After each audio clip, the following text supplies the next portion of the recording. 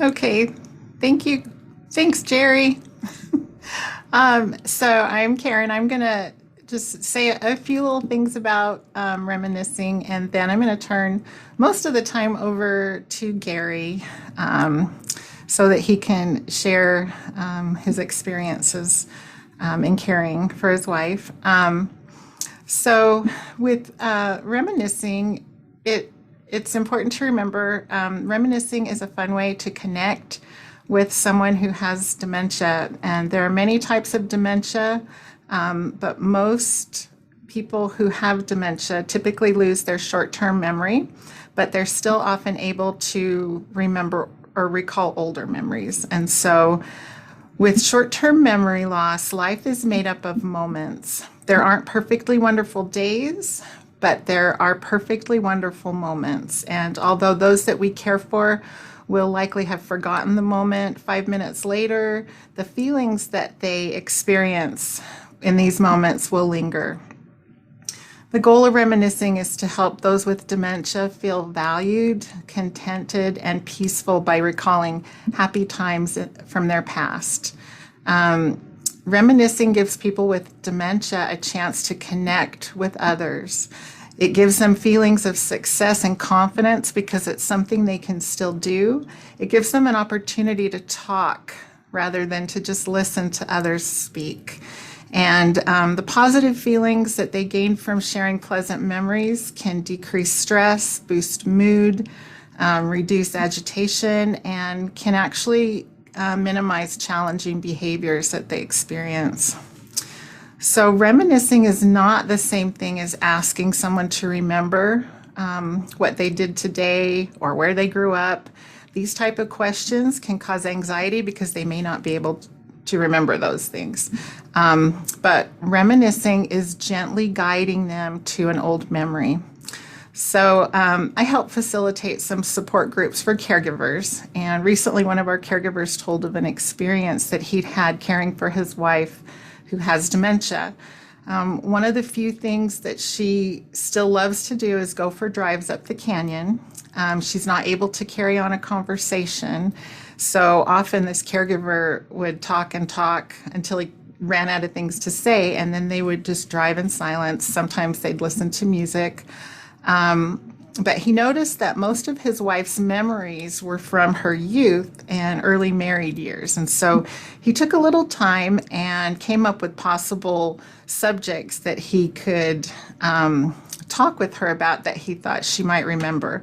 So on their next drive, he looked over the list and he decided on a few things that he would bring up as they got closer, as they got into their drive a little ways. He mentioned the dog that they had got when they were first married, and this brought a little smile to her face, and she actually said the dog's name. And they had a conversation about this, and it led to a few other topics that they were able to talk about. And he said it was such a sweet experience for them to be able to connect together on something. Now, sometimes a painful memory or an unhappy memory might surface. This isn't necessarily a bad thing, but it is important to respond with kindness and understanding.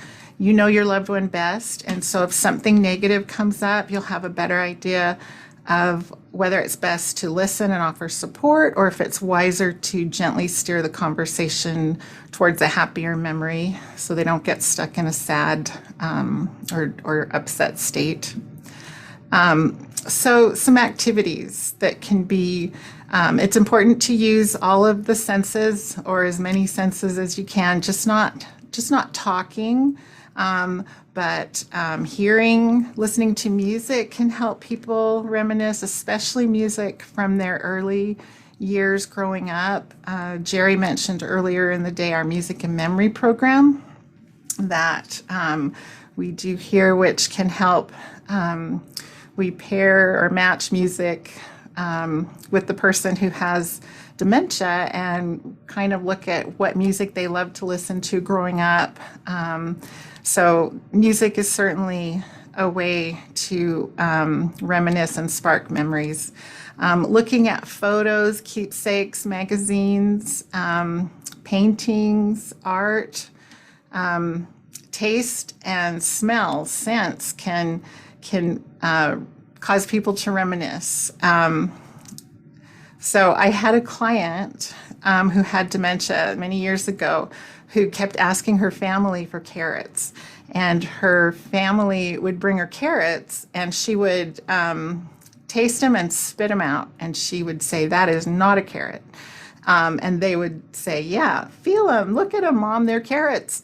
And she just adamantly refused. They were not carrots.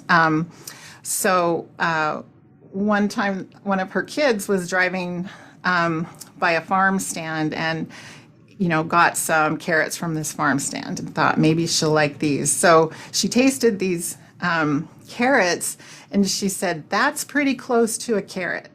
I guess there's something those of us that didn't grow up on farms are missing, because she had grown up on a farm and just remembered the sweet taste of carrots. And this actually led her to say, "These aren't as good as when I was growing up," but it triggered memories that she was able to talk to her kids about. So enjoying hands-on activities, simply holding and feeling items. So doing crafts like knitting or painting or drawing. And even if they can't do these anymore, simply holding a paintbrush and feeling the bristles. Feeling different textures of yarn and fabric can spark memories.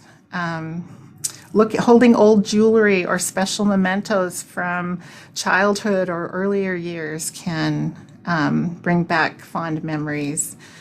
And then the last one there are so many activities that you can come up with, but hand massages are a wonderful way to connect with someone who has dementia and give them comfort at the same time. That touch is so important, and help them feel soothed and loved. And it's great for you as a caregiver too, to be able to give that service. So I'm going to turn the rest of the time over to Gary Piner, and he's going to share some experiences that he's had. So let me stop my video.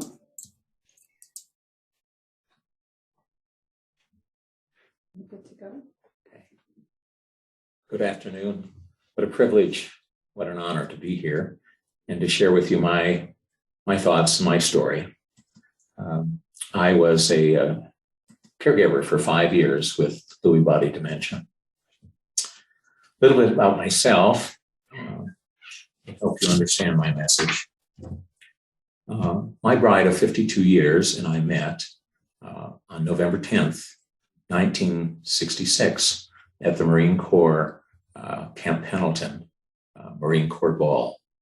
And I was ordered, along with a companion, to attend Friday night and go to the dorm, which was the Orange County School of Nursing, and today it is the Irvine School of Nursing. And I met Mrs. Pollock, who was the house mother, and she introduced me to the president of the class, which was my wife, Charlie. We returned the following night on the very large, ugly Marine Corps bus, and we greeted 35 beautiful young nurses as we began the process of escorting them to the ball. We arrived there to raise sabers, dress blues, white gloves, and a lot of Marines. And we laughed many times thereafter at the beginning of how our life began. For me, in 1967, I spent in Vietnam in the jungle with the Marines. And from time to time, we would get mail. Normally, it would be every 3 or 4 weeks. And I would open her letters and just slowly trying to intake her essence. We married in 1968 in November in Whittier, California. We didn't have 2 nickels to rub together, but like many couples of their time, we had each other, and that was sufficient. While I was gone, Charlie had graduated from nursing school and began her first position at Santa Monica Hospital under the direction of Dr. Donald Rosberg. I share that with you because he was the one that actually did her melanoma cancer surgery. She was assigned to the oncology ward, and she met a 16-year-old young girl who was about to undergo a hindquarter perfusion with nitrogen mustard. And my wife, Charlie, and this young gal became 23 of the 161 that survived over the years that procedure at UCLA. Charlie wrote her a letter discussing her fears that she had when she underwent that surgery 4 years prior. Her hopes as a young teenage person, and her concerns. After Charlie passed, that very patient sent me the letter. Both those young girls had bonded in their early years. I would have been in their mid-70s at the time. Now, you may not have such letters, but you certainly may have photos from times past. Charlie was a photographer of the unusual. She loved bugs and critters. And many times I'd find her out on the patio where she would lay for 25, 30 minutes on the ground with her camera, waiting for a dewdrop to fall from the leaf. Or she'd sit there at the bird feeder, hoping that winter rufous, brazen chest, metallic colored hummingbird would show, so she could try and get its feathers and its wing movements.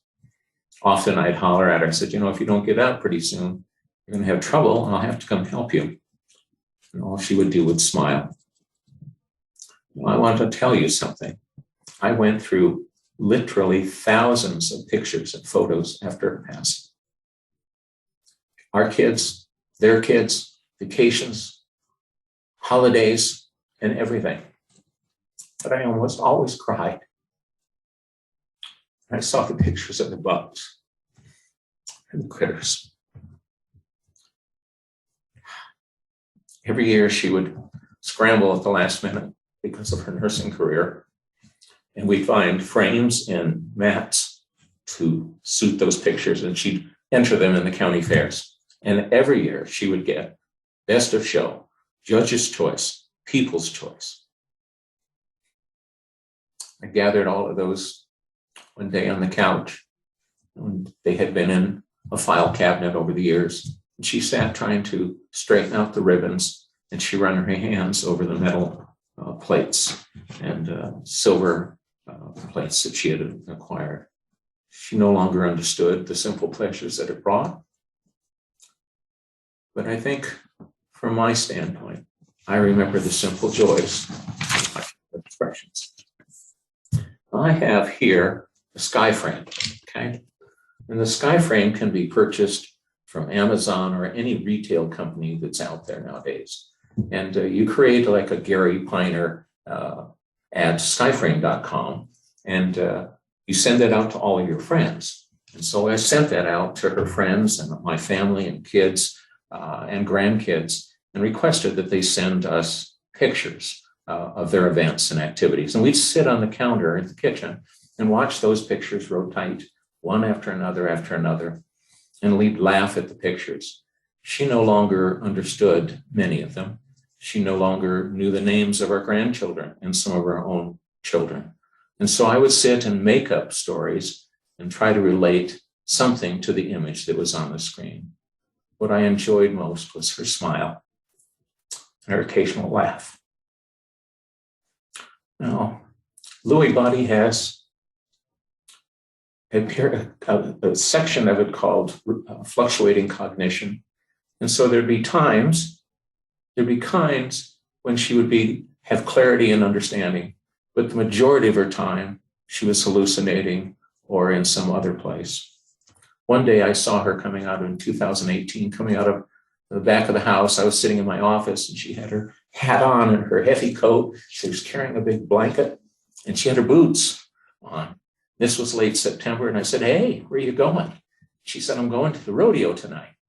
And I was thinking to myself, it's 3+ miles. It was cold and getting dark. And I said, how about if I give you a ride? So she was quick to accept the ride. En route to the rodeo, I asked her, so what is it about the rodeo that you enjoy? Is it the clowns? Is it the announcer? Is it all the activity with the animals? She said, I'm working tonight. I'm helping people find their seats. That's what Charlie did. Help others. Now there's others in your life that had careers. I'd ask you to ask them about the times in their life, the people they worked with, possibly the unusual conditions under which they worked. Ask them questions about why they enjoyed what they did, maybe special times they lived in. Take notes and share it with the grandchildren. For Christmas last year, my daughter, Jody, gave me a software package that every Monday morning I'd get an email. And that email would ask me questions about my past, about vacations, about where we met and our first date, favorite things that we enjoyed in restaurants. And I have to admit to Jody and you publicly, I've done a rather poor job of writing every Monday. But there's a number of them called Canva, C-A-N-V-A, and Flip, F-L-I-P-H-T-M-L. And there are many others out there, software packages. These are free, but there's others out there that will help you and coach you in order to do that. In October 2019, Charlie no longer knew who I was, no longer knew my name. Initially, it created all kinds of problems for us because she didn't want me in the house, let alone in her bed, late at night. The brain was no longer processing, even those closest to her and the most familiar. It now was up to me to remember. Well, with Lewy body, I had to remember too that we had 3 young children, that imaginary children, that lived in our home, in our non-existent basement. And I had to remember to go down and feed them every night, make sure that they had been bathed and properly tucked in. I also had to knock on the door of our guest room and say goodnight to her parents, who hadn't been there for 21 years. There was a guest we had almost every night at the end of her bed. She loved his eyes. She said his eyes are so soft. That was our 110-pound Doberman. Taking drives seemed to provide her with a sense of comfort and calming. And so we would stop to watch the pasture full of cows or horses, especially in the springtime when there were new calves and baby colts. And we'd roll the windows down there, and you'd hear the mother cow baying for its baby. I think maybe sometimes baying for more food from the owner. But she would just smile. She loved those sounds. They were important. Sometimes during a drive, she'd reminisce and she'd say, "Are you married?" I said, "Yes." "Do you have children?" "Yes." She said, "Well, where did you meet your wife?" And I would tell her that I'd met at the Marine Corps Ball. And she'd go, "Wow, I did too."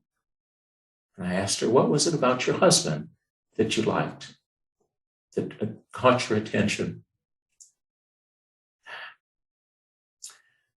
She couldn't answer. She went silent. I quickly realized that she couldn't answer those types of questions. Only yes, no, sometimes. Okay, but in tongue in cheek, I said, "Was it the dress blues?" You know, there's no handbook for our type of journey. There's no I guess there's only on-the-job training that we have to learn as we go along. I learned sometimes that silence and a smile said more than what I possibly could have told her. I stared at her and I said, "That's a lovely memory, your husband." We watched little TV in our home. Mostly we had music on, most often the oldies station. And I do remember there was a time I found ourselves dancing in the kitchen. And I'd ask, "Do you remember when you saw this or heard this music?" She said, "No." But sometimes she'd try to do the twist and the chicken. Now, as I look out there, there's some of you going like this. I know you remember the twist, but not many remember the chicken. A little dance that she would do, we both would laugh. Try this one. In 1963, Cilla Black released her #1 record. It's called "I Feel the Power." And she said, if I could read this, "You're my world, you're every breath I take, every move I could make. With your hand resting in mine, I feel the power so divine." Memory units across the country use music to stimulate some of the deep recessed memories of our mind, especially of our youth. I'd suggest that you try it. Simple headphones or just turn the music up. If you have Cirrus, you can go to the 50s like I often did, or the 60s, and just play that music. She used to enjoy that so much. Reminiscing isn't just for those we care for, but it's for the caregivers too. The everyday losses that cause you to stop and remember when. And I stopped saying, remember when we, because that also faded away. At my 75th birthday, my kids and grandkids created a party, got me the Burger King crown, and they circled in a circle of love. And they asked me questions, some that touched back on some tender parts of my past, growing up, being on my own at the early age, being in the jungle at night of Vietnam, the Detroit riots. They touched my heart. There were times that were related about President Kennedy's assassination. Many of the kids didn't know that, the first man on the moon. What was it like when we were first married? How about you, Dad, when you jumped off the cliffs into the deep, untold water depths, or riding down the steep road on a 5-year-old scooter when you collapsed and wrecked? Gather your family around. I encourage you to do that. Have somebody take notes or use a recorder. Ask your kids what they remember, because remember, each event is seen through their eyes, not going to be remembered the same as all of us will see them. My 16-year-old grandson just recently was asked to lead a class on discussing memories past. And he talked about his Nana. He talked about having holiday events there and how she would Super Bowl and college events and basketball and football, where we'd have hid eggs in the snow on the property during Easter.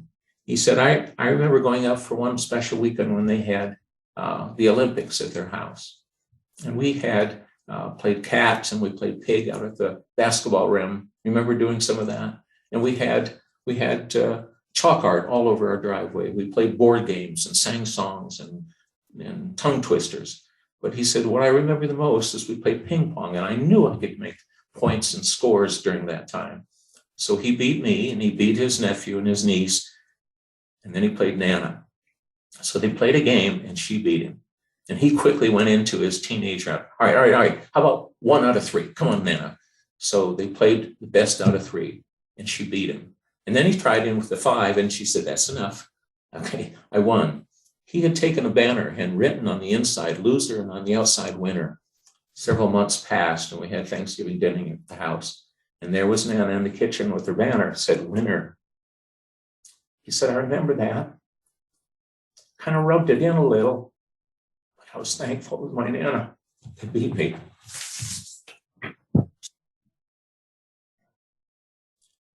We all have a past. Some of our pasts have been more difficult than others, but we all have experiences. I say it's in the GBU part of our brain. That's the good, the bad, and the unpleasant part of our memory section. Ask the kids what they remember growing up. You're going to learn some things that I learned that I had no idea of during that time period. It's my hope, too, that you will learn new things, something you'll cherish, something that you'll help with your reminiscence with your loved ones. Now, there are 4 things that steal. They're called the 4 thieves of joy and happiness, and one of them is circumstances. And certainly we can all relate to hurricanes and tornadoes and divorce and losing our employment. Many of us put caregiving on that too as a thief of joy and happiness. In closing, Viktor Frankl said during the World War II POW, the things that caused us to survive, he said, was not pleasure or power. It was understanding, looking for meaning. As you're able to serve those that you care about and you love, think about it when you prepare their meals, when you do the laundry, the vacuuming, when you bathe them, nails. Find joy and happiness that you were chosen to do this. I hope you get something out of this conversation. It has been my pleasure and honor to be here. Thank you.